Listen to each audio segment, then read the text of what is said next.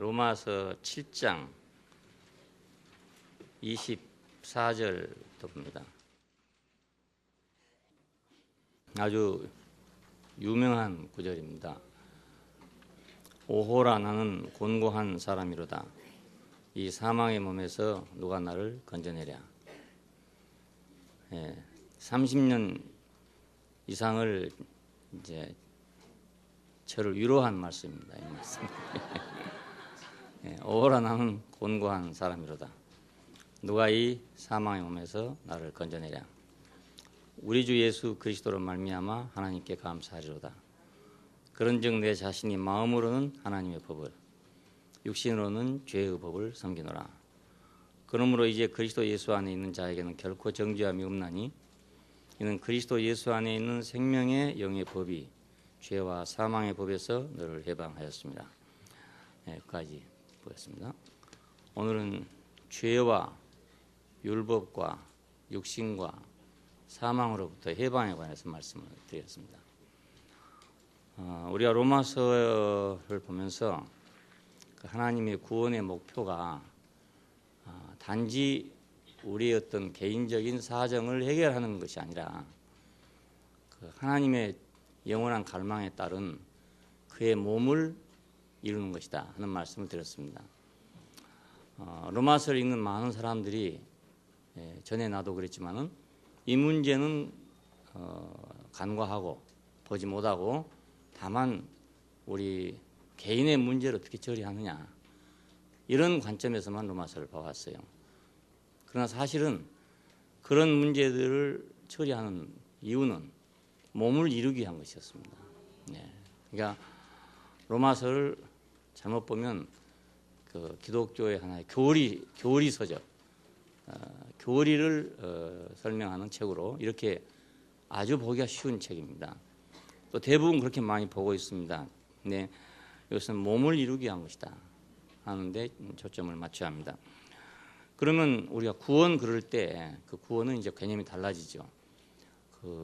지금까지 생각했던 구원은 내가 어떻게 하면 용서를 받고 내가 어떻게 하면 하나님께 의롭다함을 받으며 그래서 내가 어떻게 성화가 되고 내가 어떻게 영광스러운 사람이 되고 그래서 또 어떻게 하면 내가 천당에 가고 뭐 이런 개념이었어요. 구원 그렇게 하면.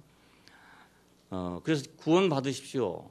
예수 믿고 구원 받으십시오 하는 말은 당신이 이제 예수를 믿고 하나님께 용서를 받고 죄인에서 하나님의 아들이 돼가지고 하나님 나라로 천당으로 죽으면 갑니다. 이 얘기였었습니다. 내용이 간단하게 말하면. 그런데 우리가 이걸 알고 나서 보니까 그게 아니고 구원의 목표는 구원은 하나님의 그 몸을 이루는 것이다. 그리스도의 몸을 이루는 것이 그것이 구원이다 이겁니다. 우리 개인적으로는 우리가 완성될 수가 없어요. 우리는 구원이라는 그 안에서 완성되게 됩니다.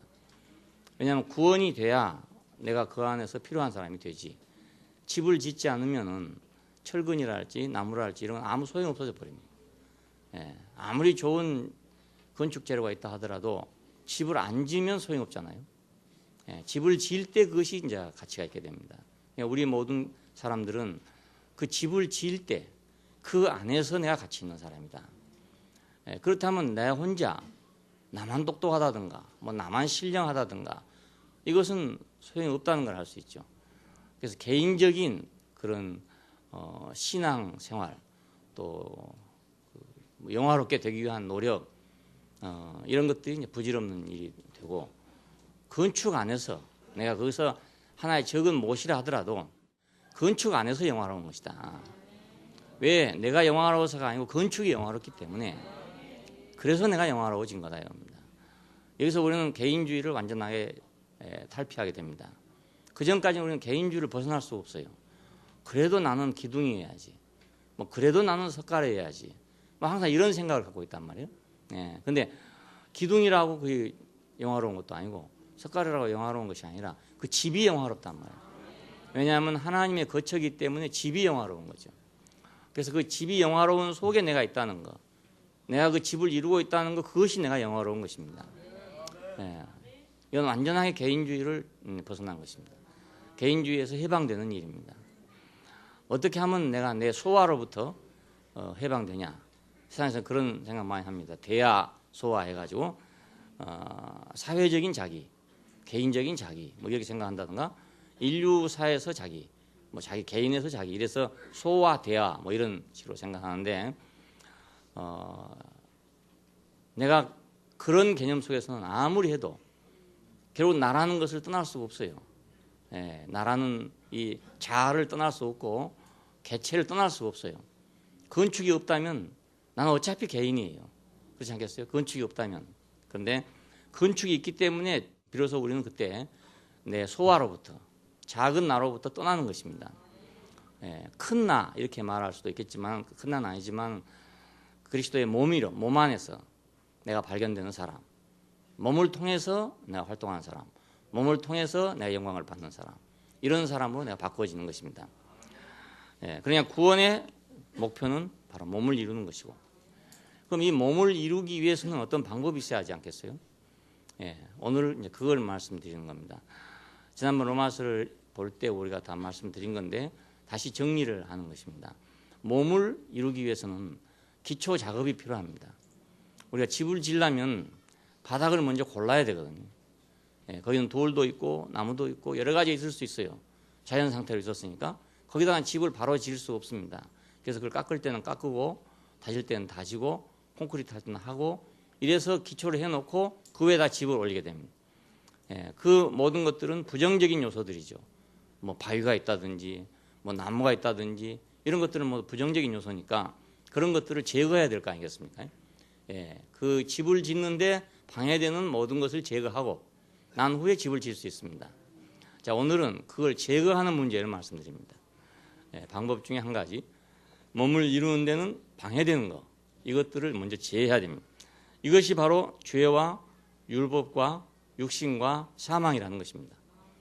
로마서를 여러분 읽으시면 죄, 율법, 육신, 사망 이것이 이제 주제처럼 그렇게 되었고 있습니다. 이것은 긍정적인 의미에서의 주제가 아니고 부정적인 의미에 있어서의 주제입니다. 기초공사에 해당되는 그런 문제입니다. 죄와 죄들을 처리하고 이제 해방을 받아야 우리가 집을 새로 짓겠죠. 죄는 뭔가? 그것은 하나님과 사람 관계에서 생긴 것입니다. 그래서 하나님과 사람 관계를 가로막는 것이 바로 죄입니다. 동양 사람들은 죄의식이라기보다는 그 우한 의식이 더 많답니다. 잘못된다, 잘된다 이런 의식이 더 많답니다. 그래서 항상 조심해라, 조심해라. 이게 이제 동양 사상입니다. 항상 조심해라. 근데 서양 사람들은 그 히브리 종교의 영향을 받아가지고 바다에 항상 죄의식이 깔려 있어요. 기독교 영향 때문에 죄의식이 깔려 있습니다. 그러니까 우리는 조금 이 죄의식이라는 것이 서양 사람에 비해서는 좀 생소해요. 그러니까 서양에서 나온 기독교의 설교의 그 내용을 보면 거의 대부분이 그 죄를 가지고 문제를 해결하는 죄 문제를 해결하는 문제에 집착되어 있습니다. 빌리그레함의 설교를 여러분이 들어보시면 그것은 죄를 회개하는 문제부터 시작됩니다. 여러분이 부흥회를 참석해 보면 맨 처음 문제는 죄를 회개하는 문제입니다.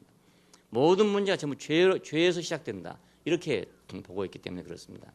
이것은 이제 히브리 사상의 영향입니다. 영향인데 이 죄는 하나님과 사람 관계에서 생긴 것입니다. 뭐가 문제가 됐냐? 하나님은 사람을 창조하실 때 당신의 거룩한 목적을 가지고 당신의 모든 것을 쏟아서 사람을 지었어요. 그런데 그 지어놓은 것을 사람이 만족하게 여기지 않고 그걸 불만스럽게 생각했다 그 말입니다. 왜 먹지 말라는 선악과를 먹었을까? 아담이 왜 그 먹지 말라는 것을 왜 먹었을까? 나 같으면 안 먹을 텐데. 오늘날 많은 사람들이 자기는 아담이 선악과 먹은 건 아무런 관계가 없다고 생각합니다. 상관이 전혀 없다고 생각합니다. 왜냐하면 자기하고 무관한 얘기만 들었으니까 그렇죠. 근데 사실은 우리가 전부 거기에 연루되어 있습니다. 왜냐하면 흙으로 지어진 인생, 그 숨이 코에 붙은 인생, 자 결론적으로는 그릇인 인생, 자기 자신이 무엇이 아니라 무엇을 담아야만 되는 그런 인생, 여기에 대해서 만족하지 않은 것입니다. 오늘날 모든 사람들 보면 빈 그릇이라고 하면 대단히 기분 나쁘게 생각해요. 자기는 빈 그릇이 아니다 이거죠. 예, 무슨 아주 안에 큰 보화가 있는 것처럼 보화 그릇처럼 생각하지 그 빈 그릇이라고 생각하지 않아요. 근데 하나님은 사람을 창조할 때 빈 그릇으로 창조해 놨습니다. 예, 산혼이 됐다. 이건 빈 그릇이라는 뜻입니다. 예, 밭이 말하기를 너는 흙이다 이러면 좀 불쾌하게 생각한단 말이에요. 콩밭이다 그러면 기분 좋게 생각하는데 너는 빈 흙이다 이러면 기분 나쁘게 생각하는 것과 똑같습니다. 그러나 밭의 본질은 흙입니다. 그냥. 마찬가지로 사람이 무엇을 하고 있든지 간에 지금 예를 들어서 자기 안에 뭐가 들어있다 하더라도 결국 자기 자신의 정체성은 빈 그릇입니다. 네, 빈 그릇. 원래 빈 그릇이었어요. 네. 우리가 뭐 공수 이런 얘기를 많이 합니다. 이건 우리가 아무것도 가지고 온 게 없었다 이런 뜻인데 가지고 오고 가지고 안 오고를 떠나서 우리는 그냥 그릇입니다. 예. 우리가 세상에 나와 가지고 이제 무엇을 담아서 어떤 그릇이 되는 거죠. 네. 물을 많이 담아놓으면 물그릇 돼버리는 것이고 술을 담아놓으면 술그릇 되는 것이고 이렇습니다. 예. 사람이 술그릇일 수도 있고 물그릇일 수도 있잖아요.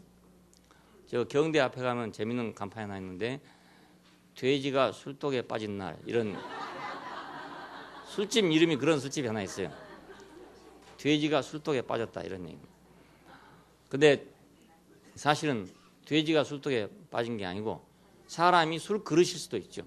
그렇잖아요. 술그릇, 물그릇, 밥그릇 여러 가지 그릇이 있어요. 근데 그건 비워버리면 그냥 그릇입니다. 네, 그게 담아있을 동안에 술그릇도 되고 물그릇도 되고 그렇죠. 그냥 우리는 사실은 빈 그릇이에요. 네.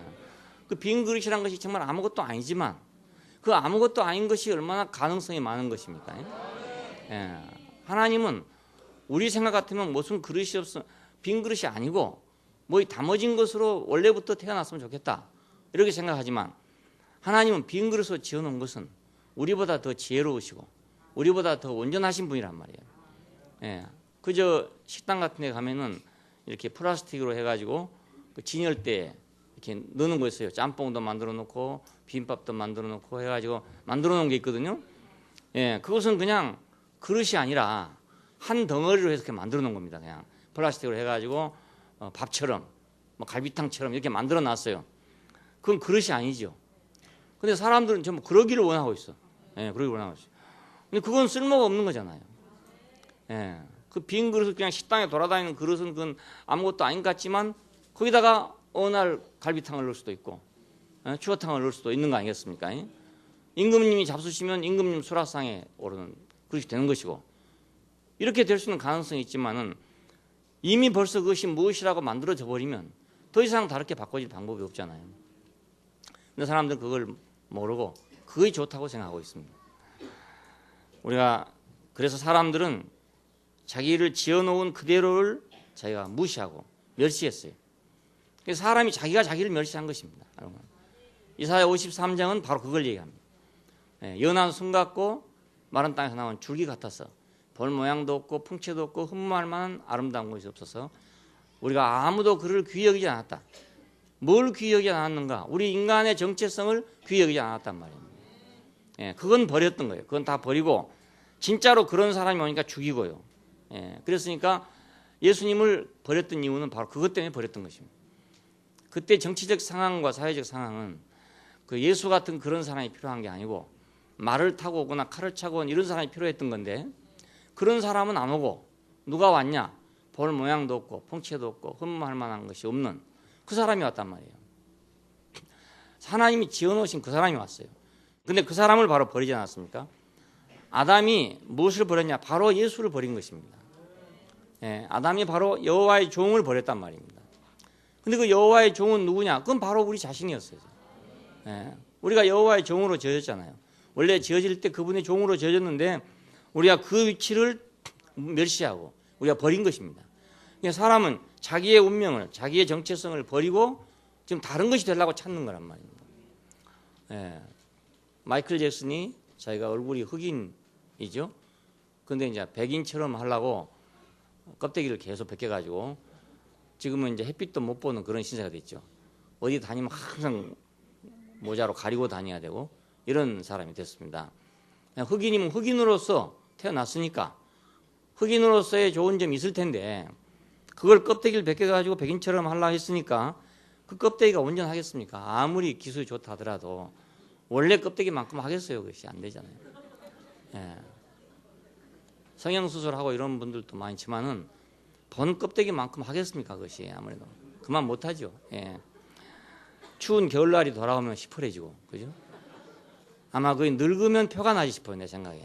젊었을 때는 모르지만 늙으면 이게 같이 늙어야 되는데 옆에 피부하고 같이 늙어야 되는데 딴 데서 갖다 붙여놓은 피부가 같이 늙자고 한다고 늙어지겠습니까? 그것이. 예. 아마 틀림없이 이제 언밸런스가 생길 것 같아요. 내 생각에. 예. 배에서 떼어온 껍데기하고 원래 얼굴 껍데기하고 다르거든요. 이 피부 조직이 다르단 말이에요. 그러니까 그거 되겠습니까? 안 되겠죠. 그래서 아마 나이가 들면 이상하게 될 것이다. 이런 염려 아닌 염려를 하고 있습니다.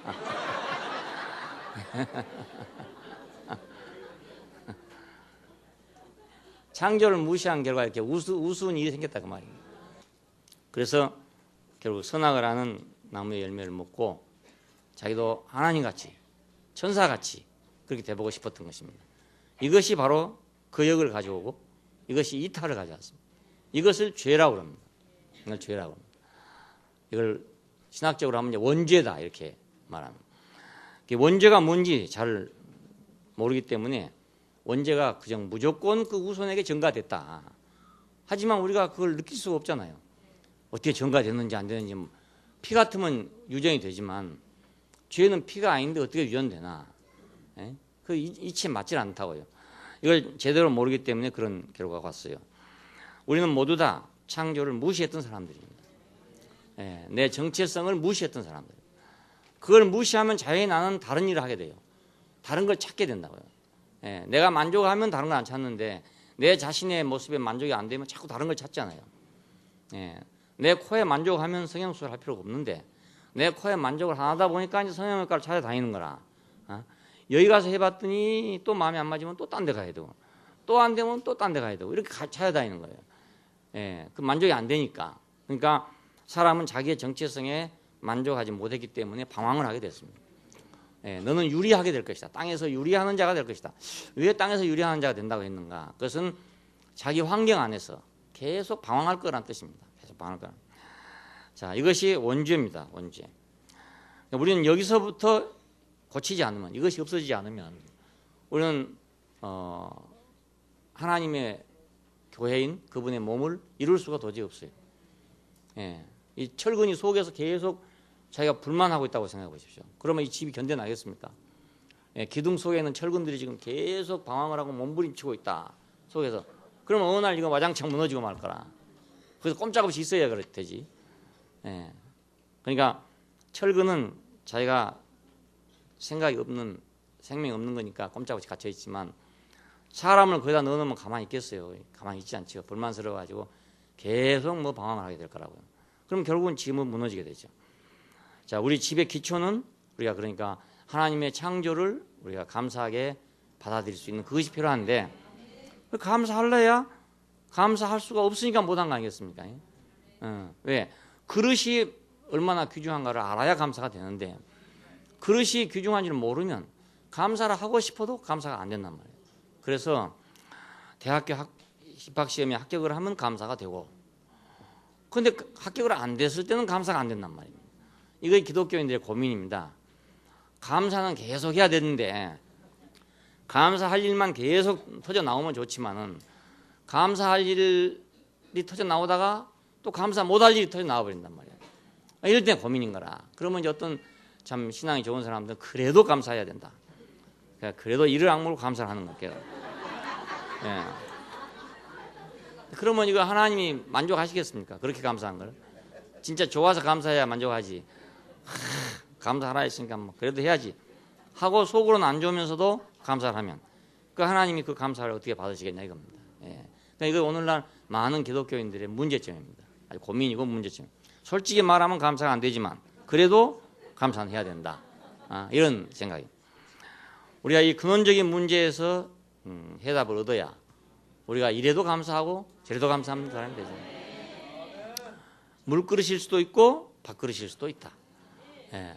그래서 주인을 잘 만나면 내가 밥그릇이 될 수도 있고 주인을 잘 못 만나면 내가 똥바가지가 될 수도 있다. 예. 뭐 시장에 있는 그릇은 다 똑같잖아요. 근데 누가 사가냐에 따라서 용도가 달라집니다. 예. 누가 사가냐. 농부가 농사 지으려고 사가느냐, 식당에서 장사하려고 밥 장사하려고 사가느냐, 다 달라지거든. 예. 제사 지내려고 사가느냐, 다 달라지거든. 우리는 우리 자신의 정체성은 대단히 존귀한 것이라는 거. 하나님을 닮기 위한 그릇으로 지어졌기 때문에 이보다 존귀한 건 없다. 이보다 존귀한 건 없다. 여기서 우리는 원천적으로 근원적으로 우리가 감사가 돼요. 내 인생은 하나님 닮기 위해서 있었구나. 나는 밭이구나. 좋은 씨를 뿌리려고 하는 밭이구나. 여기에 우리는 원천적으로 감사가 돼요. 예, 그 감사 못할 일이 전혀 없죠. 근데 이제 이 문제만 있는 게 아니고 죄들이라는 게 있습니다. 서양 사람들은 이것을 죄 혹은 죄들 이렇게 번역을 해놨는데 죄들이라는 것은 범죄를 얘기하죠. 우리가 무엇을 범하는 것. 근데 이것은 사실은 죄인의 결과입니다. 그러니까 그 원죄를 가지고 있는 인간이 방황하다 보니까 이런 일도 하고 저런 일도 하는 것이 이제 죄들이라는 것입니다. 죄들. 그러니까 죄인의 결과죠. 이 결과 가운데 우리가 교회를 건축하는데 방해되는 문제가 어떤 것이냐면 물론 많지만 남을 무시하는 것입니다. 예, 자기만을 중요시하고 남은 무시하는 것. 예, 그래서 율법이라는 게 생겼습니다. 예, 내가 다 나를 존중히 생각하듯이 남을 존중한다면 그러면 법이라는 게 있겠습니까? 그리고 죄를 지을 필요가 없겠죠. 이 죄들이라는 개념은 사회가 생긴 이후로 나왔어요. 자, 아브라함 때나 이삭 때나 야곱 때는 죄라는 말이 없습니다. 예, 그 사람들이 그렇다 해서 아주 성자였냐? 그건 아닙니다.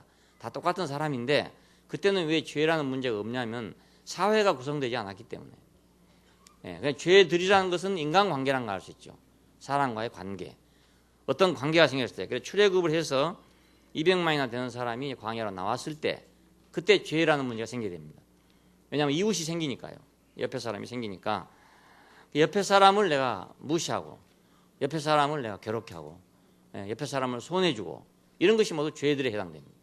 율법을 읽어보면 전부 그런 문제입니다. 뭐 돈을 빌려갔다가 안 줬다든지 뭐 여러 가지 그런 문제들입니다. 이런 것들이 모두 죄들에 해당됩니다. 범죄에 해당됩니다. 자, 이래서 결국은 나쁜 짓도 하게 되고 남을 판단하기도 하고 분열을 일으키기도 하고 남을 판단할 때는 자기가 살라고 판단하는 거 아닙니까? 내가 살아나야 나고 싶으니까 남을 판단한단 말이에요.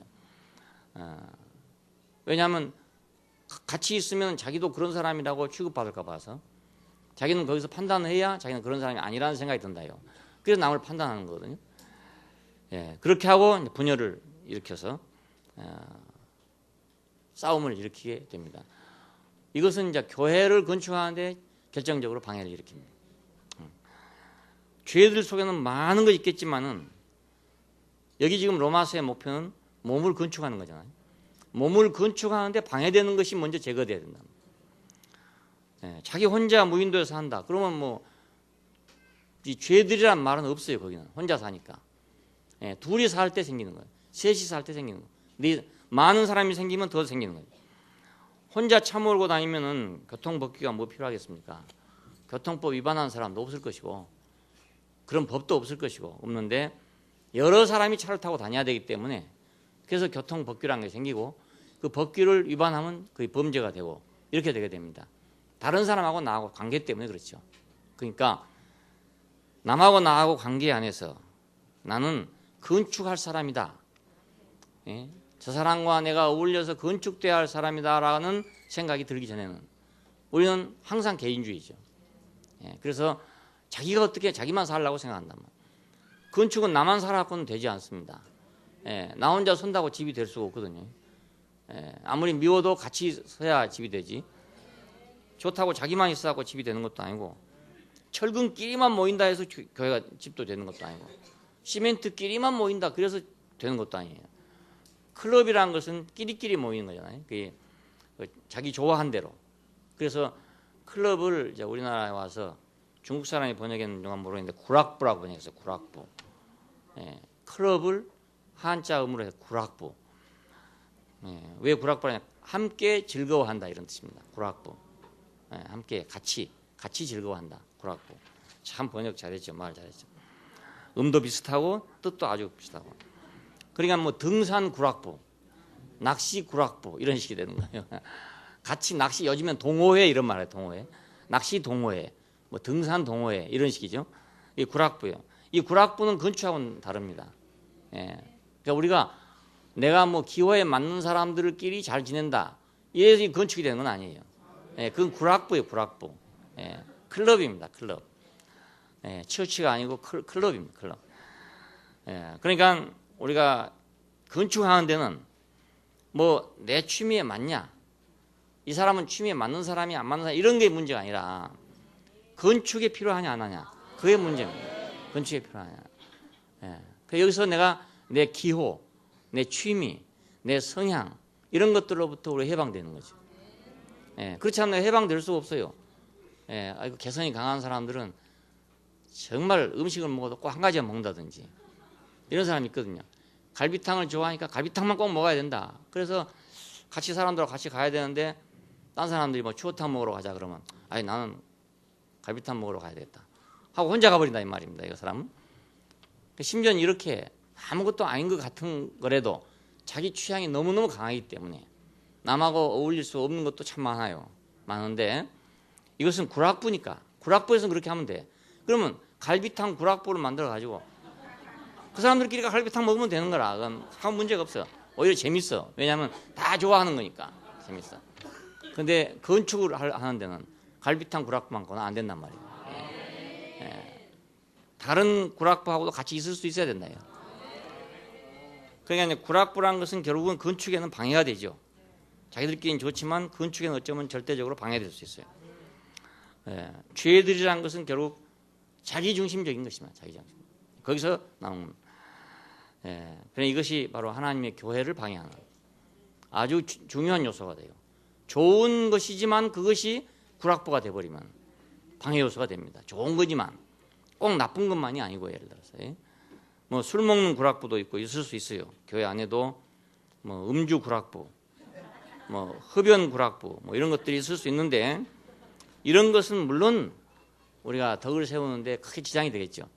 세상 사람이 보더라도 야, 저 사람들 대구교회 다니는데 보니까 저거 흡연 구락부네 이렇게 되면 곤란해요. 저거 대구교회 다닌다던데 저게 음주 클럽이네 이렇게 되면 곤란하잖아요.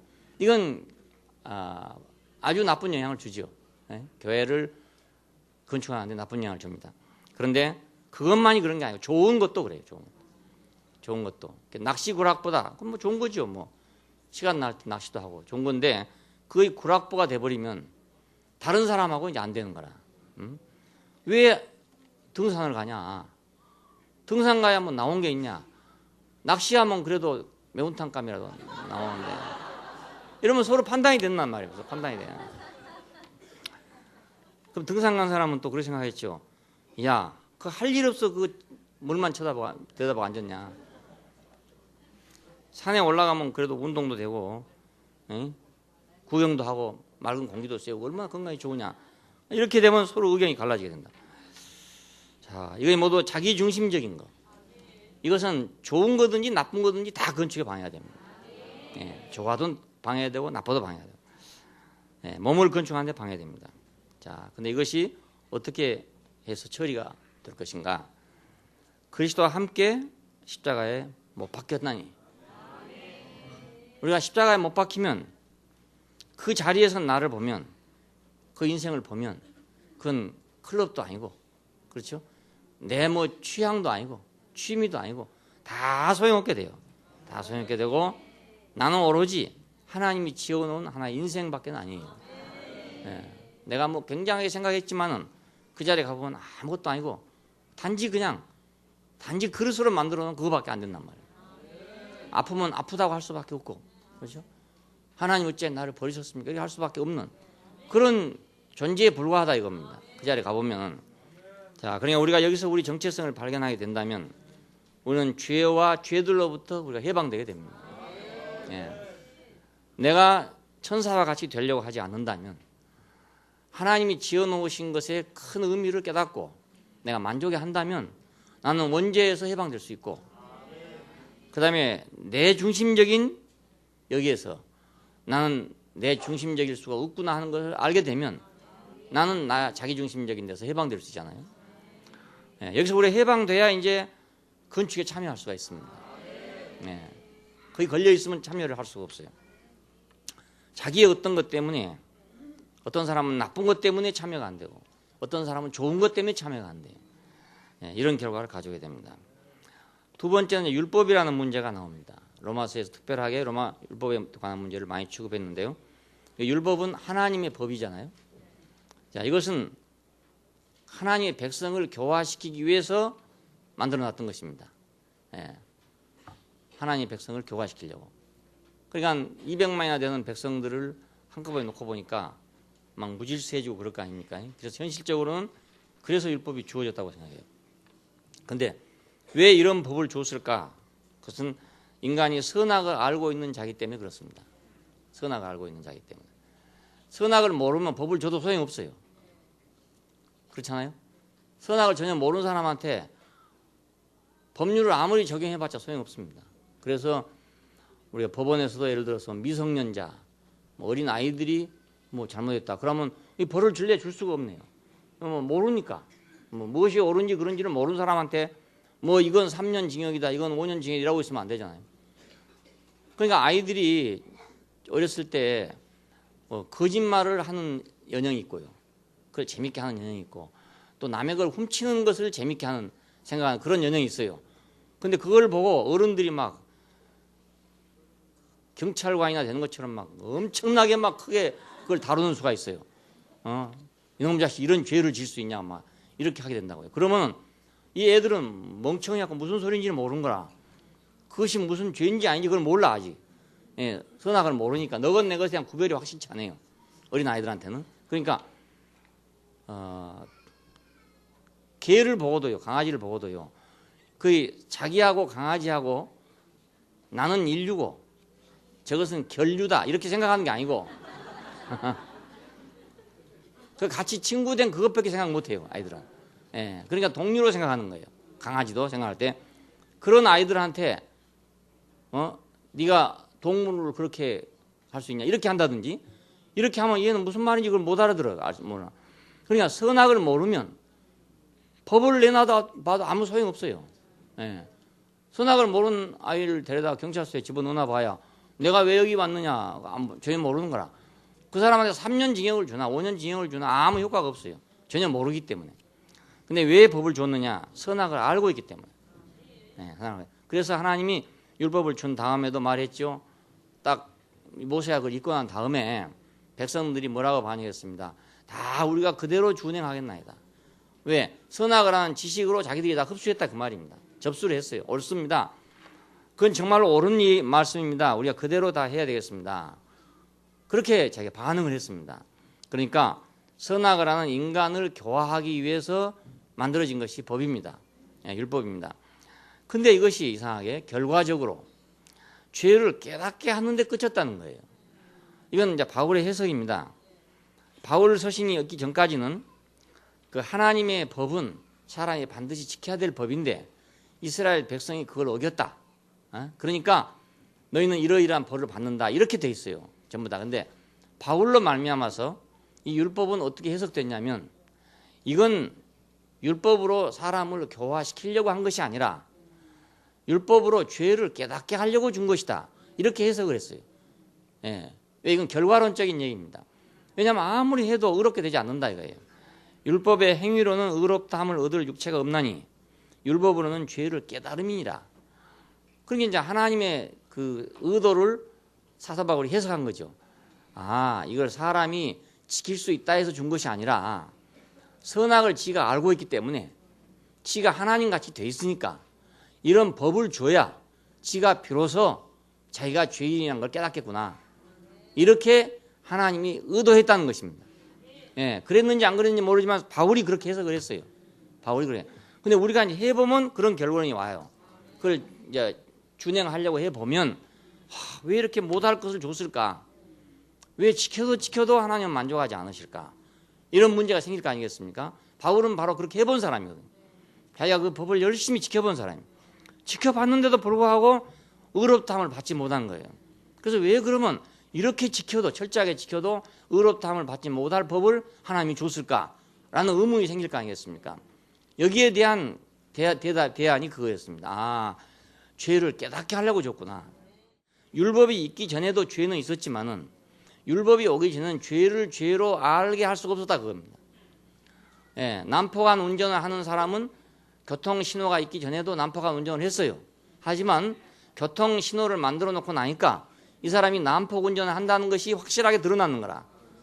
예, 그 교통신호를 안 만들어 놨으면 난폭 운전을 했지만은 그 난폭 운전이라는 정의를 내릴 수가 없었어요. 그런데 교통법규가 만들어지고 나니까 이 사람은 과속을 했다, 난폭 운전을 했다라고 규정이 돼야 됐다 그 말입니다. 예, 바울은 그렇게 해석을 했어요. 그래서 하나님이 율법을 주신 것은 율법의 행위로 의롭다 할 수 있기 때문에가 아니라 자기가 스스로 의롭다고 생각하는 사람한테 대해서 네가 그러면 하나님의 법을 지켜봐라. 그러면 네가 의로운지 안 의로운지 알게 될 것이다. 그래서 줬다. 이렇게 해석했어요. 이것은 어거지 해석이 아닙니다. 자기가 너무나 열심히 율법을 행해봤기 때문에 그렇습니다. 예, 바울은 철저한 율법주의자였습니다. 가말리엘의 문화에서 율법을 공부한 사람이라고 그러잖아요. 그건 당시에 그 대석학이었던 율법 학자 밑에서 자기는 율법을 공부했다 그 말입니다. 그래서 철저하게 율법을 준수한 사람이었어요. 해본 결과 이것은 죄를 깨닫게 하기 위한 것이었구나, 이렇게 깨닫게 됐습니다. 이걸 이제 옛 남편과 같다고 비유를 했습니다. 로마서 7장에서 옛 남편, 왜 남편이라 했냐면 그 아내에게 남편은 어울리잖아요. 이렇게 어울리는 남편인데 어떤 아내에게 이 율법이 어울리냐면 선악을 아는 아내에게는 율법적인 남편이 어울린다는 뜻이에요. 예. 선악을 전혀 모르는 아내한테는 율법적인 남편은 있으나 마나라. 예, 남편이 정말 율법적이고 완벽하고 빈틈없는 사람이란 말이에요. 그 빈틈없는 사람인데 결혼해가지고 아내를 만났을 때 이 사람은, 이 아내는 그런데 개념이 전혀 없어. 뭐 옳으냐 그르냐 빈틈이 있냐 이런 데 대한 전혀 개념 자체가 없어. 그 전혀 개념 자체가 없으면 처음에는 뭐 고치려고 좀 해보겠지만 좀 하다 보면 하는 사람 입만 아파. 도저히 자기 안 되겠다는 생각이 드니까 포기하게 되는 거예요. 그런데 적당하게 선악을 다 알고 하는 사람을 만나면 이제 그게 발휘가 되죠. 남편한테 있던 그것이 발휘가 돼가지고 이제 더욱 강화하고 더욱 강화해가지고 더욱 율법적이 되는 거라. 그러니까 우리 인간이 선악을 아는 지식을 갖고 있기 때문에 율법은 남편처럼 내한테 군림했다 그 말입니다. 예, 그래서 남편이라는 비유를 했어요. 그러니까 자기가 자기 때문에 거기 얽매이게 되는 거라. 그렇잖아요. 공부를 잘한 사람은 공부를 잘한 것 때문에 공부에 얽매입니다. 왜냐하면 내가 공부를 많이 조금이라도 못하면 내가 공부를 잘한다는 것이 큰 손상을 입게 되거든요. 그러니까 그걸 안 떨어지려고 자기는 거기 매달려야 되는 거라. 예, 1등한 학생들은 공부하지 말아 해도 안 할 수가 없어요. 좀 쉬라, 놀아라. 좀 쉬어가면서 해라. 좀 잠도 자고 해라. 스케이트도 좀 타고 와서 해라. 아무래도 안 돼요. 왜 그러냐면 이거 떨어지면 안 되거든요. 자기는 그 1등에 떨어지면 큰일 나기 때문에 절대로 그거 못하는 거라. 예, 이것이 얽매였다는 뜻이거든요. 얽매여버려. 그러니까 자기 때문에 얽매인 거죠. 누가 뭐 그렇게 하라 해서 얽매인 게 아니고 선악을 하는 인간은 자기 때문에 율법에 얽매입니다. 예, 자기 때문에. 자, 그래서 이걸 옛 남편이라고 표현했어요. 근데 그러면 이 남편에 대해서 어떻게 내가 자유하게 될 것이냐, 해방되게 될 것이냐. 이 남편을 무시해버리면 내가 야만이 될 것이고, 야만이 되기 싫으니까 얽매이게 되고, 이런 악순환이 계속 하는데 여기서 어떻게 해서 이 남편으로부터 내가 해방될 것이냐. 그리스도의 몸으로 말미암아 율법에 대하여 죽임을 당하였으니 그럽니다. 그리스도의 몸으로 말미암아 율법에 대하여 내가 죽임을 당했다. 그러니까 예수님께서 율법에 의해서 죽임 당할 때 나도 그 안에서 죽임을 당하고 말았다 말입니다. 그러니까 나는 선악을 아는 내가 죽임을 당하고 나니까 율법으로부터 내가 자유가 되더라 그 말입니다. 해방이 되는 거라. 해방이 되는. 예, 선악을 아는 지식 때문에 율법에 매여가지고, 다시 말해 율법 남편에 매여가지고 내가 그를 섬겼어요. 열심히 섬겼는 거라. 왜냐하면 내가 그를 섬겨야 내 선악을 아는 것이 빛이 나니까. 그렇잖아요. 내가 그 율법을 섬기지 않으면은 나는 내가 알고 있는 내가 선악을 아는 내 자신이 빛이 안 나요. 빛이 안 나. 공부를 잘한 사람은 시험 문제가 자꾸 어려워져야 빛이 나지. 시험 문제가 점점 하향으로 해가지고 쉬운 거 나와버리면 빛이 전혀 안 나는 거예요. 예, 90짜리나 150짜리는 똑같아져 본 거라. 그러면 억울할 거 아닙니까? 공부할 생각도 안 나고. 그래서 머리가 좋은 사람한테는 계속 과제를 줘야, 조금 어려운 과제를 줘야 계속 풀려고 노력을 하죠. 자꾸 풀려고. 쉬운 것만 줘버리면 그냥 퇴화돼 버리고 말아본다고. 예, 그러니까 우리가 우리 때문에, 자신의 선악을 아는 그 지식 때문에 우리는 율법에게 매인받은 사람들이에요. 예, 근데 선악을 아는 지식을 가진 사람이 그리스도와 함께 죽어서 보니까 남편에게 매일 필요가 없게 됐잖아요. 그리스도와 함께 죽음으로 옛 남편에게서 벗어나게 된다 이겁니다. 예, 처음에 그 로마 7장 읽으면 야, 이놈 남편만 죽으면 되겠는데 이런 생각이 들어요. 그 7장 처음에 읽으면은, 왜냐하면 남편 때문에 얽매이니까. 그런데 뒤로 가보면 남편이 죽은 게 아니라 자기가 죽은 거예요. 왜냐하면 이 남편은 죽을 수가 없는 남편이라. 예, 이 남편은 하나님의 법이기 때문에 죽을 수가 없어. 그러니 율법을 죽여버리면 뭐가 돼? 자기 야망이 되잖아요. 그러니까 안 되는 거야. 야망이 돼버리니까. 그냥 결국 자기가 죽어야 되는 거야. 그래서 원인은 나 때문에 그것이 옛 남편이 됐지, 그 율법 자체가 나빠서 옛 남편이 된 게 아니다 이겁니다. 예, 율법은 선한 거지만, 옳고 선한 거지만 내 속에 내가 선악을 하는 그 지식이 있기 때문에, 그래서 그것이 완고한 남편이 됐다 이겁니다. 예. 자, 이것도 바울의 해석입니다. 바울이 이렇게 해서 정말 탁월하고 놀라운 해석을 했어요. 예. 우리 얼른 생각하면 그러면 율법 때문에 그렇게 하면은 율법을 폐해본 되지 않냐 이겁니다. 지금 이제 이 서구 사상이나 이런 사상이 그거 아닙니까? 그동안에 이제 그 중세를 지나면서 그런 종교나 율법이나 이런 것에 이제 매여있던 시대에서 이제 자유주의 시대가 돌아왔단 말입니다. 그러니까 그건 뭘 말하냐면 그런 율법을 모두 거부해버린 것입니다. 네, 종교적 계율이나 율법이나 도덕이나 이런 것들을 다 이제 거부해버린 거라고요. 거부해버리고 나니까 뭐가 됐냐? 그러면 자유가 왔는데 그 자유 속에는 뭐가 야만이 돼버린 거라. 예, 그래 됐어요. 사람의 생각은 그밖에 안 돼. 다르게 할 수가 없어요. 내가 그걸 따르자 하면은 난 중세시대 같이 돼버린다요. 암흑에 들어가는 거예요. 인간성이란 건 없어져 버리고 종교와 율법과 계율만 남게 되거든요. 그 밑에 갇힌 인간이 되게 돼요. 그런데 그러니까 그걸 이제 없애자. 이것이 지금 르네상스 아닙니까? 예, 그걸 없애자 이겁니다. 자, 그 문해부흥이라는 게 사실 알고 보면 다른 게 아니고 그 중세의 캐토릭 그 교리, 계율, 율법, 종교로부터 해방입니다. 해방, 탈출입니다. 그래서 결국은 이제 지금 인간은 야만이 돼갔죠. 미국의 정신, 뭐 전부는 그런 건 아니지만 젊은이들의 흐름 속에는 이제 옛날 그런 건 싹 없어져 버리고 이제 자기 마음대로 하는 자유를 누리게 됐어요. 그러다 보니까 야만으로 이제 그러게 되는 겁니다. 그런데 바울은 그렇게 해결한 거 아니고 십자가에서 죽으니까 그 원인은 왜 그렇게 율법과 계율이라는 게 필요했고 왜 그런 거 있어야 했던가 하면은 내가 선악을 알아서 내가 하나님같이 되려는 사람이기 때문에 그게 필요했구나. 그걸 알았단 말이에요. 자, 그러니까 내가 없어져야만 해결되지. 내가 있는 한 해결될 수 없잖아요.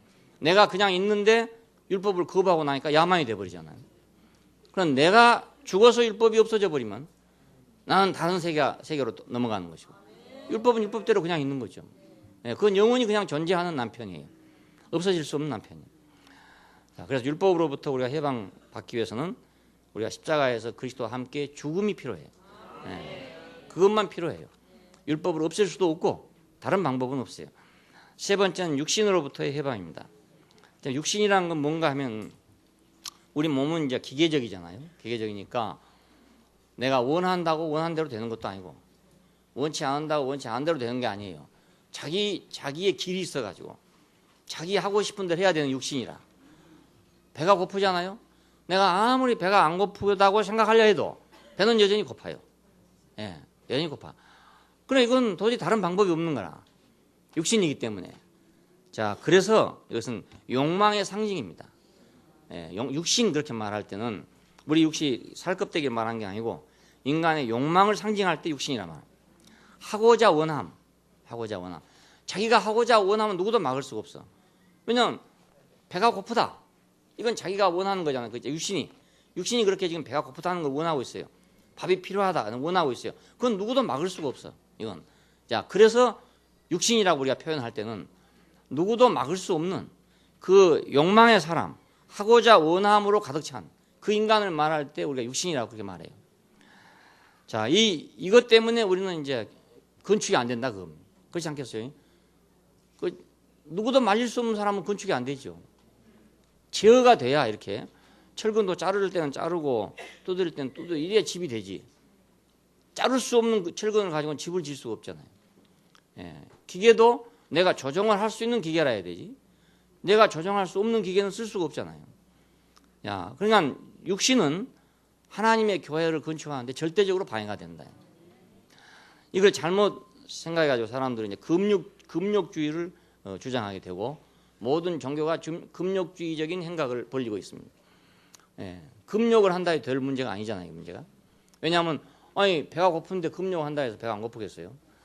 예, 지금 당장 당분이 필요해가지고 막 지금 당분을 찾고 있는데 안 먹으면 죽는 거죠. 뭐. 예, 그러니까 금욕을 한다고 육신의 문제가 해결될 것이 아니죠. 어떤 사람 말하더라고요. 40일 동안 금식을 하니까 뭐 욕심도 없어지고 생각도 없어지고 그렇다고요. 그건 기운이 없어서 그런 거라. 기운이. 힘이 빠지니까. 사람이 기력이 없어지면요. 아무 생각도 없어지는 거예요. 기력이 있어야 생각이 나는 거지. 고민도 기력이 있을 때 고민하는 거지. 힘이 없는 노인네들은 고민도 안 해요. 예, 감기가 들어도요. 노인들은 열이 안 나요. 왜냐하면 싸울 힘이 없기 때문에. 열이 난다는 것은 전쟁을 하고 있다는 뜻이에요. 전쟁을 하니까 막 붙어갖고 불이 날 거 아닙니까? 그런데 노인이 되면요. 감기 들어도요. 열이 안 난다니까요. 열이 안 나요. 전쟁을 해야 열이 나죠. 그냥 전쟁 안 하면 열이 안 나죠. 그러니까 힘이 없어지면 육신의 힘이 없어지면 생각도 다 없어져 버리죠. 다 없습니다. 근데 그 사람이 이제 40일 금식기도 마쳤다고 마치고 나와가지고 물 먹고 미음 먹고 뭐 이런 나면 차차 도로 살아나는 거라. 그냥 말짱 도로먹이지 뭐. 40일 동안 고생만 했지. 말짱 헛일이죠. 예, 육신은 육신이라. 이건 육신은 물질이기 때문에 그래서 육신으로부터 해방된다는 말은 하고자 원함으로부터 해방입니다. 자기 하고자 원함으로부터 해방. 자, 이 육신이 십자가에 못 박힘으로 그 욕망이 상실됐다 이거. 왜? 아무것도 할 수 없다는 것이 발견됐잖아요. 십자가에 못 박아 놓으면 아무것도 할 수 없다. 이게 밝혀지는 거예요. 그 전까지는 우리는 할 수 있는 육신이었어요. 무엇이라도 할 수 있는 육신이었는데 십자가에 딱 못 박아 놓고 보니까 아무것도 할 수 없는 육신인 거라. 육신은 육신인데 배고파도 할 수 없고 목말라도 할 수 없고 뭐 어째도 할 수 없는 거라. 그 전까지는 배고프면 꼭 먹어야 돼. 절대로 안 먹으면 안 돼. 이랬는데 십자가에 매달아 놓으니까 절대로 안 먹으면 안 돼가 없고 뭐 안 준대 어떻게 먹습니까? 안 준대. 그렇잖아요. 내가 먹을 수 있을 때 먹었지 안 주는데 어떻게 먹습니까? 그렇잖아요. 형무소에 가는 것 보고 옛날에는 콩밥 먹으러 간다고 그랬어요. 콩밥. 요즘에는 형무소도 뭐 밥도 잘 주고 이렇게 하지만 옛날에는 굶기는 것이 고통 주는 거였거든요. 굶기는 거. 그래가지고 안 죽을 만큼 콩을 하루에 한 10개씩 준다든지 이렇게 주는 거예요. 그냥. 한 10개나 20개 세어가지고 그것만 주는 거라. 그러면 콩이 단백질이니까 먹으면 죽지는 않는데요. 이게.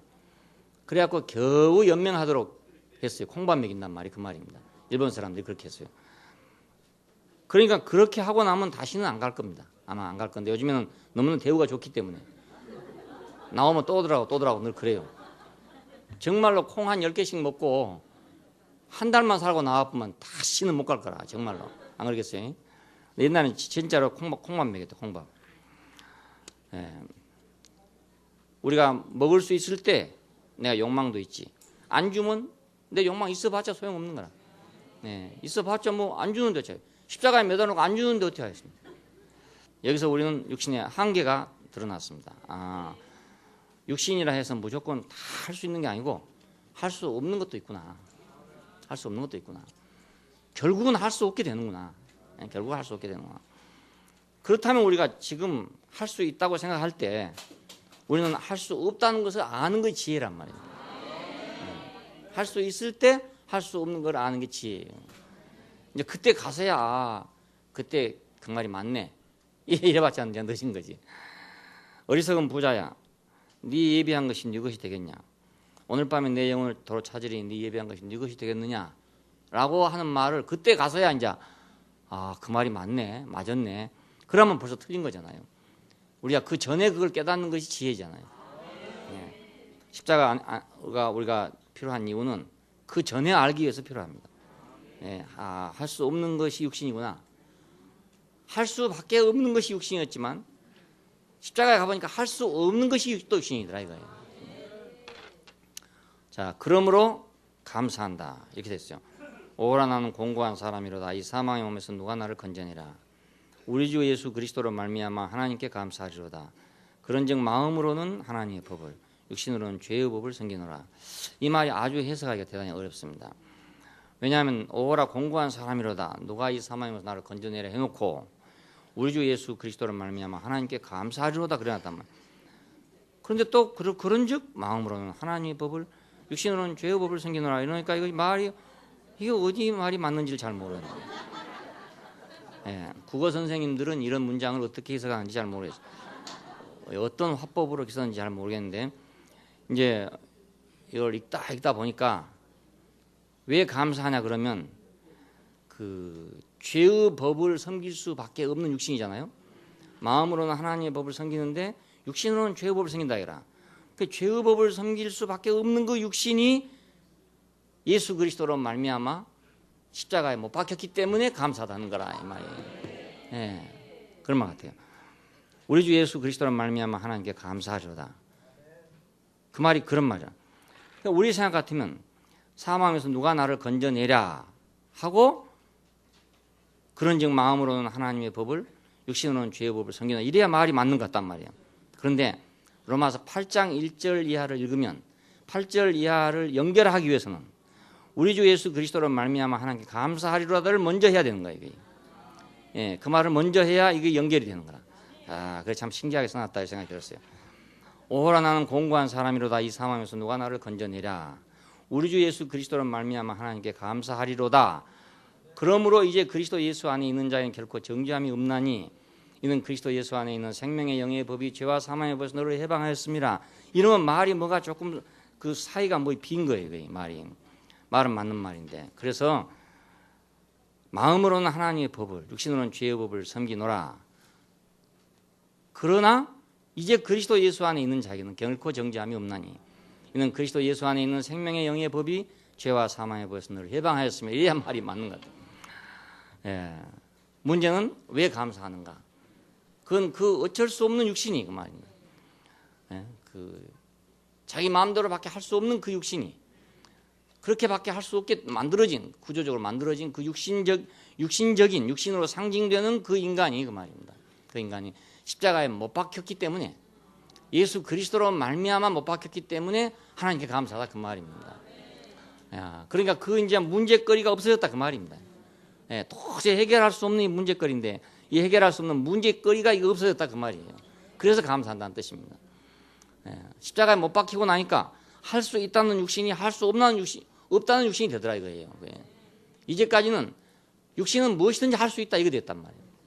그렇잖아요. 육신은 배고프면 먹어야 되니까 뭐든지 할 수 있었어요. 육신은 해야 되고 반드시 그랬는데 십자가에 못 박히고 보니까 해야 되는 게 아니고 할 수 없는 육신이더라 이거라. 진짜로 할 수 없는 육신이야. 왜? 마음은 십자가에서도 할 수 있어요. 마음은 달려서 내가 뭐 뛰내리지도 못하고 먹지도 못하고 이렇게 하지만 마음으로는 뭐 나는 천당에 간다 이렇게 할 수 있다 이거예요. 안 그래서 마음이니까. 생각은 자유잖아요. 착각은 자유고 생각은 자유니까 비록 내가 몸이 탁 묶였다 하더라도 나는 자유자야 이렇게 생각할 수 있다 이겁니다. 내 몸뚱이 이건 뭐 묶어놔도 나는 자유자야 이렇게 생각할 수 있어요. 그런데 옛날에는 몸은 절대적으로 자기가 자유가 있었어요. 왜냐하면 모든 걸 자기가 하고 싶은 대로 하니까. 근데 십자가에 못 박히고 난 몸을 보니까 그때는 아무것도 할 수가 없는 거라. 마음은 마음대로 하겠는데 몸은 마음대로 안 되는 거라. 그래서 몸은 마음대로 할 수 있는 것이라고 생각했는데 그게 아니고 몸은 진짜로 마음대로 할 수가 없는 것이다 이겁니다. 십자가에 못 박혀 보니까 못 박힌 자리에서 보니까 진짜로 몸은 마음대로 할 수 없는 게 몸이다 이겁니다. 자, 우리가 늙어보면 알게 됩니다. 젊었을 때는 힘이 있으니까 이것도 가지고 다 할 수 있어요. 근데 이제 늙어서 힘이 없어지면 내가 아무리 하고 싶어도 못하는 게 있어요. 그러시잖아요. 전에는 뭐 한라산에 하루에 한 번씩 올라갔다 왔다. 근데 그 다음에는 아무리 올라가려 못 올라가는 거예요. 마음은 그때도 올라갈 수 있어요. 마음은 80을 먹더라도 한라산 꼭대기까지 다 올라갔다 내려올 수 있어요. 근데 몸은 안 되는 거예요. 그러니까 우리는 몸은 어쩔 수 없는 것이었다. 몸은 어쩔 수 없이 모든 것을 하고 싶은 대로 해야 된다라고 하는 그 몸이 아니라 진짜로 알고 보니까 몸의 정체는 할 수 없는 것이 몸이더라 이거예요. 내가 할 수 없는 게 몸이, 마음대로 할 수 없는 게 몸이에요. 그러니까 몸이 큰 능력을 가진 줄 알았더니 능력을 가진 게 아니고 아무 사실상 능력이 없는 거죠. 그렇잖아요. 마음으로야 뭐 하루에 한라산 10번이라도 왔다 갔다 할 수 있죠. 그렇잖아요. 아무리 늙었어도. 내가 90노인이 된다 하더라도 한라산 뭐 10번 올라갔다 내려갔다 할 수 있어요. 근데 몸은 안 되는 거예요. 몸은 안 되는 거예요. 그러니까 몸이 굉장한 능력을 가지고 있다고 생각했던 것이 큰 힘을 가지고 있다고 생각했던 이건 막 도저히 난공불락의 성이다. 이렇게 생각했던 것인데 사실은 그게 아니고 십자가에 달려있는 그 몸을 보니까 이건 아무것도 할 수 없는 것이더라. 아무것도 할 수 없는 거야. 그걸 알았단 말이야. 그러면 우리는 육신으로부터 해방되죠. 내가 하고자 원함으로부터 해방된단 말입니다. 내가 하고자 원하는 건 안 하면 절대로 안 돼. 하고자 원하는 건 절대로 해야 돼. 이랬는데 말입니다. 왜 그러냐? 육신과 같기 때문에. 그런데 육신을 보니까 하고자 아무리 원해도 안 되더라 이거라. 아무리 원해도 안 되는 거야. 아무리 올라가고 싶어도 못 올라가는 거예요. 이 죄의 법을 섬기던 그 육신은 죽었다. 그냥 우리가 육신에 의지해서 내가 할 수 있다고 생각해서는 안 된다 그겁니다. 내가 육신이 할 수 있으니까 할 수 있다 이렇게 생각하면 안 된다. 건강한 분들이 운동을 하다가 심장마비 걸리잖아요. 건강한 분들이. 우리 같은 사람들은 그렇게 못해요. 왜냐하면 원래 힘이 없기 때문에 근력이 없기 때문에 힘을 못 쓴단 말이에요. 못 쓰는데 근력이 좋은 사람들은 젊어서 근육이 발달하면 늙어서도 힘이 있대요. 근육에 힘이 있대요. 그래서 힘은 똑같이 쓰는 거예요. 젊은 사람하고 똑같이 쓰는 거예요. 옛날에 광야에 가면 장로님이 젊은 사람들 보고 악수하자 그러거든. 그럼 막 손을 꽉 잡으면 젊은 사람 꼼짝 못해요. 막 나이 80이 넘은 분인데. 그러면 80 넘은 분이 젊은 사람 손을 왜 그렇게 꼭 잡을 수 있는가? 근력이 있기 때문에. 그걸 믿고 운동을 하는 거라. 운동을 하는데 심장은 이미 노쇠되어 있는 거예요. 그러니까 그 근력을 감당할 수 없어요. 심장이. 그래서 갑자기 죽는다고요. 그러니까 나이 들어갖고 막 좋다고 막 뛰고 막 한참 뛰다가 갑자기 딱 떨어져 죽어버리는 거예요. 심장은 그걸 감당 못하니까요. 기운은 있는데 심장은 감당 못해. 저 같은 사람은 그럴 염려는 없죠. 왜냐하면 뭐 그렇게 뛸 일이 없으니까. 이런데 건강한 분들 주의하세요. 건강한 분들. 힘이 있다고 생각한 분들이 주의해야 되는 문제예요. 그러면 나는 늙어도 힘 좋아. 뭐 이런 사람들이 있거든요. 힘은 좋은데 늙었다 이거예요.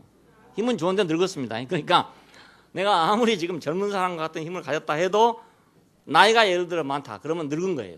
심장은 늙었어요. 그러니까 젊었은 그 힘을 믿고 자기가 그만큼 힘을 써버리면 안 되는 거야. 우리 육신은 뭔가를 다 할 수 있는 것 같지만 사실은 아무것도 할 수 없는 것이 육신이에요. 아무것도 할 수 없는 게 육신이에요. 그러니까 우리가 육신에 대해서 너무 믿어서는 안 된다요. 내가 하고자 원하는 건 뭐든지 할 수 있어. 이렇게 믿어서는 안 된다. 그럼 내가 하고자 원하는 걸 못한다. 그걸 내가 믿어야 된다. 이거. 그래서 사람이 돼가는 걸 보니까 자기가 무엇을 할 수 없는 줄을 아는 사람이 돼가는 것 같아요. 근데 그걸 모르고 자기는 뭐든지 할 수 있다고 생각하는 사람은 아예 사람이 안 된 것 같아요. 사람이 안 된 것 같아요. 그러니까 내가 못하는 게 있구나. 이걸 차차차차 알아가는 것이 사람이 성수해 가는 것 같습니다. 네 번째는 사망으로부터 해방입니다. 이 사망은 영적이고 인격적인 사망을 죽음을 얘기합니다. 육신의 죽음이 아니라 자, 아담에게 너는 정령 죽으리라 했습니다. 그건 육신의 죽음을 말한 게 아니고 영적이고 인격적인 죽음을 말합니다. 이건 하나님에 대하여 죽었다 이 말입니다. 대하여. 자신에 대하여는 살았지만은 하나님에 대해서는 죽었다. 자, 대하여는 위하여는 이라 자신을 위하여는 살았지만 하나님을 위하여는 죽었다. 욕망은 있으나 그러니까 그 말은 하나님 같이 되고 싶은 것은 있으나 하나님을 위하는 건 없다. 하나님께 순종하는 건 없다 이겁니다. 하나님 같이 되려면 하나님에게 전적으로 예속돼야 돼. 그래야 하나님 같이 될 수 있고요. 하나님에게 순종해야 하나님 같이 될 수 있는데 원함은 있지만 순종함은 없어. 그러니까 이게 바로 죽은 거다 이겁니다. 죽은 거. 그래서 하나님은 범죄한 아담을 보고 너는 죽었다. 이미 그렇게 선언한 것이기 때문에 아담이 지금 살아가고 있는 것은 사망을 살아내고 있는 겁니다. 너는 정령 죽으리라 하는 그 죽음을 지금 살아내고 있는 것이 아담이 살아가는 길입니다. 자, 두 번째는 자기 자신에게 주의하고 그 하나님께 주의하지 않는 결과가 또 사망입니다. 이것은 우리가 이제 교회 생활이나 이런 생활 속에서 드러나는 일인데 그 자신은 죽은 자거든요. 자신은 죽은 자. 너는 정령 죽으리라 했던 그 죽은 자예요. 근데 그 자기 죽은 자를 자꾸 주의하고 있는 거라. 됐는가 안 됐는가, 얼마나 올라갔는가 내려갔는가, 자꾸 거기만 주의하고 있는 거라. 그래서 어느 날은 야, 막 마음이 막 화평해졌다. 야, 이제는 되는구나 이렇게 생각하다가 어느 날은 또 무슨 일이 생겨가지고 막 괴로움이 왔다. 그러면 나 이때까지 교회 다녔고 뭔가 난 도로 괴로움이 오네. 또 이렇게 생각이 된단 말이에요. 어느 날은 어떤 사람이라도 막 다 포용하고 막 다 사랑하고 이렇게 같았단 말이에요. 그러면 이건 나는 이제 거룩하게 되는구나 이렇게 생각했는데 어느 날 가면 되게 미운 사람이 하나 생겨가지고 도저히 마음에 지워지지 않는다. 이러면은 내가 10년을 다녔는데 아직도 이런가, 20년을 다녔는데 아직도 이런가, 이 생각이 늘 날 거 아닙니까? 바로 이것이 사망입니다. 이래서 사망이 됩니다. 그러면 이제 그때 사망에 빠지죠. 빠져가지고 이제 간증도 못하고 뭐 남 보도 재미도 없고 교회 생활 와도 해봐도 뭐 신통한 게 없고 뭐 마지막에 오긴 오지만 재미도 없고 뭐 이렇게 된다고. 그러다가 보면 이제 뭐 어느 날은 또 빠져먹고 어느 날은 집에서 보다가 어느 날은 그것도 뭐 보다 보니 재미도 없고 이래가지고 또 꺼버리고 이래 이제 요즘 말로 하면 잠수하는 거지 무슨. 이게 사망입니다. 이게 사망. 왜 이런 사망이 오는가? 그것은 자기 자신을 주의하기 때문에. 자기 자신을 자꾸 들여다보니까. 그래서 뭐 유교 하려면 일일 삼성이니 뭐 자기를 성찰하는 이런 게 필요하잖아요. 자기 성찰하는 게 필요한데 수양할 때는 필요한데 우리가 교회 생활하는 데는 주님을 따라가는 데는 자기 성찰이라는 건 아주 큰 방해가 돼요. 주님을 따라간 나를 성찰하는 게 아니고 그분을 성찰하는 것입니다. 나를 성찰하는 게 아니라 그분을 성찰하는 거예요. 근데 그분은 성찰하지 않고 나는 성찰하는 거야 자꾸. 왜? 그분은 얼른 성찰하기 어렵고 나는 자꾸 보이니까 자꾸 자기부터 성찰하는 거라. 그러면 날마다 사망에 빠지죠. 날마다 사망에 빠져. 하나님의 말씀이 효력이 없구나 이렇게 되면. 야, 그 말씀이 좋아 듣기만 좋았지 뭐 아무 된 거 하나도 없어. 들을 때는 정말 좋은데 집에 가보면 마찬가지고 아무 효과도 없어. 뭐 이렇게 생각하게 되면 그 다음부터는 이제 졸리는 거라. 그다음 아이고 또 그 전에 하던 말 또 하는구나. 아이고 이 목사는 지겹지도 않아서 30년 동안 저 얘기만 계속 하는가. 뭐 이제 생각이 된다고요. 그게 사망에 빠졌다 그 말입니다. 사망에 빠졌어. 자기는 죽은 자야 죽은 자. 근데 죽은 자를 들여다보고 있으면 말입니다. 어떤 현상이 나겠습니까? 죽은 자를 들여다보고 있으면 화장을 좀 잘해서 놔두면 살아있는 것처럼 보이다가 또 어떻게 생각해보면 아이고 죽었지 하면 성장이고 어떻게 생각하면 엊그제 살았지 하다가 어떻게 생각하면 아이고 성장이지. 맨날 이거 반복하는 거라. 죽은 자를 보고 앉았으니까 그 아무리 내가 좋은 생각을 하려 하더라도 좋은 생각을 계속 할 수 있겠어요? 죽은 자를 보면서 아무리 뭐 화장을 하고 별짓을 다 해놨어도 죽은 자는 죽은 자입니까? 예. 죽은 자를 보고 내가 그걸 관찰하고 있고 그걸 성찰하고 있으면 결국 사망에 빠지게 되죠. 산 자를 봐야 된다. 산 자. 그리스도를 주의해야 된다. 산 자는 누군가? 부활하신 자, 죽고 다시 난 자, 죽음에서 불러내온 자를 내가 성찰하고 그분을 내가 알아야지. 그분을 내가 보고 그분이 지금 어디로 가고 있는가, 그분이 뭘 하고 있는가, 그분이 어디에 나타나, 이걸 봐야 되지. 내가 지금 어디만큼 갔는가, 내가 지금 뭘 하고 있는가, 내가 지금 뭘 나타내고 있는가, 이걸 보고 있으면 사망에 빠지는 거예요.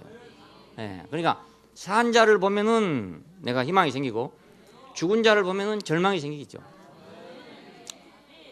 어린 아이들을 우리가 보면은 살아있기 때문에 볼 때마다 기쁘고 신기하고 그렇잖아요. 말 한마디도 늘 새롭고 이거 신기하고. 근데 이제 뭐 노인 요양원이나 이런 데 가가지고 보면은 매일 가보면 점점 죽어만 가니까, 그러니까 이제 희망이 안 생기잖아요. 희망이 안 생겨요. 그래서 노인들은 손자들하고 같이 사는 게 참 행복한 거예요. 왜냐하면 자기를 잊어버리거든. 그 아기만 보고 있으니까 자기는 잊어버린 거라. 자기는 뭐 늙었는지 뭐 이런 잊어버리고 아그만 빵긋빵긋 웃고 있는 아기만 계속 보니까, 그러니까 아주 참 자기가 행복하죠.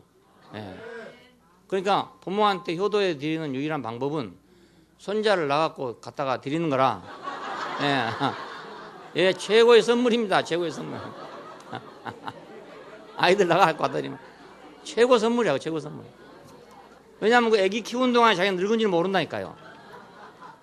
아기가 빨리 자라면 자기는 빨리 늙은 거 아닙니까?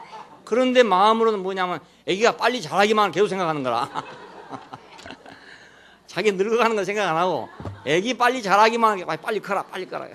아이고 빨리 커고 유치원 가야 되고 빨리 커고 학교 가야 될 텐데 이 생각만 계속 하고 있으니까 몸은 늙었지만 희망을 가지고 살고 있잖아요. 계속 희망 속에 살고 있어요. 죽은 자를 보면은 절망이 되고 산 자를 보면 희망이 생기고 그렇습니다. 오늘은 죽은 자인 자기 자신을 성찰하고 있을 게 아니고 산 자인 그리스도를 성찰해야 돼요. 왜 하나님 말씀을 들으라 하냐 그러면 산 자를 보라고, 그래서 하나님 말씀을 들으라 합니다. 근데 어떤 사망에 빠진 사람 이렇게 생각하는 사람이 있어요. 내가 지금 사망에 빠졌는데 뭐 하나님 말씀 듣게 됐냐 내가, 이렇게 생각한단 말입니다. 내가 살아나야 하나님 말씀 듣더니 말더니 하지, 내가 지금 이렇게 죽을 지경에 죽어 있는데 내가 하나님 말씀 어떻게 듣노, 이렇게 생각한단 말이야. 이게 너무너무 잘못된 거라. 자기가 사망에 빠졌으면 산 자를 만나야 되잖아요. 사망에 빠졌으면 산 걸 봐야 된단 말이에요. 자기가 살아나서 산 것을 만나리라. 이건 불가능한 일이죠. 죽은 자가 어떻게 살아나서 산 자를 만나겠어요. 죽은 자는 살아나서 산 자를 만날 수가 없어요. 그러니까 내가 죽은 자로 발견되면 나는 산 자이신 그리스도의 주의를 해야 되죠. 부활하신 그리스도에게 주의해야 되고 살아나신 이에게 주의해야 된다. 죽은 자 가운데 살아나신 이에게 내가 주의를 기울여야 한다. 그러면 사망에 빠지지 아니합니다. 빠지지 아니합니다.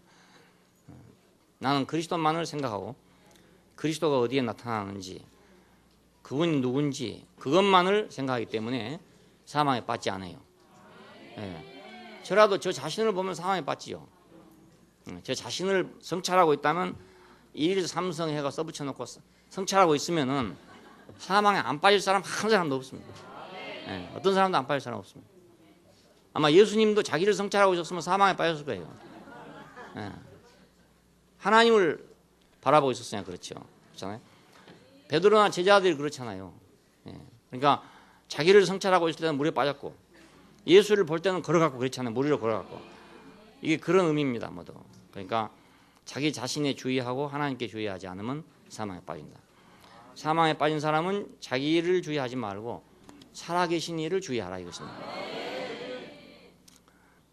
그러니까 자신을 주인으로 해가지고 항상 자기가 주체가 돼서 자기가 주인이 돼가지고 자기를 성찰하고 자기가 잘 되고 안 되고 뭐 자기가 밝아지고 안 밝아지고 뭐 항상 자기 그래프만 그리고 있는 그런 사람이 되지 말고, 그러면 죄와 사망의 법이 온다니까요. 그걸 버리고 그리스도의 죽은 자 가운데서 사심에 대한 그래프를 매일 그려요. 예수님이 지금 어디로 갔는가, 겟세마네로 갔는가 어디로 갔는가 그걸 그리라 이 말입니다. 예. 그래서 그걸 쫓아다니고 있던 사람들은 뭘 봤습니까? 마지막에 구름을 타고 올라간 걸 봤잖아요. 그걸 쫓아다니고 있던 사람들은 하나님 보좌 우편에 오르신 걸 봤어요. 근데 자기를 들여다보는 사람은 사망으로 가는데 뭐 사망밖에 더 나오겠습니까? 예. 노인들 계속 보고 있으면 결국 죽는다고요. 결국 죽어요.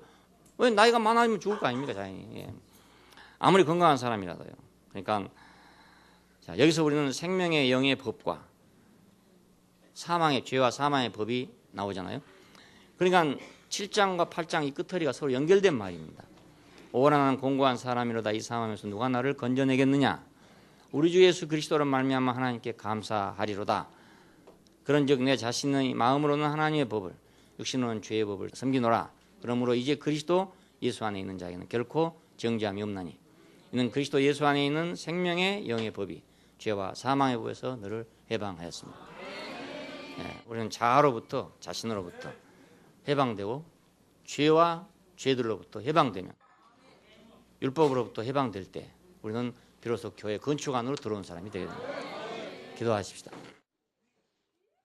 감사하신 아버지 하나님, 주님의 거룩한 목적을 방해하는 여러 가지 요소들을 주님 당신이 십자가에 달리심으로 죽으심으로 단번에 해결하시고 우리를 하나님의 거룩한 건축 안으로 이렇게 집어넣어 주신 것을 감사합니다. 죄와 죄들과 율법과 육신과 사망이라는 이 장애물들을 십자가로 단번에 처리하시고 우리를 당신의 죽은 자 가운데 살아나신 생명 안으로 당신의 신성한 목적 안으로 이렇게 불러 모아 주셨습니다. 이제 우리가 더 이상 죽은 자를 성찰하고 죽은 자를 갈망하고 죽은 자를 소망하는 사람이 되지 아니하고 오직 죽은 자 가운데 사한 자를 바라보는 죽은 자 가운데 사한 자를 연구하고 죽은 자 가운데 사한 자를 성찰하는 사람들이 되게 하여 주시기를 원합니다. 주 예수님 이름으로 기도합니다. 아멘.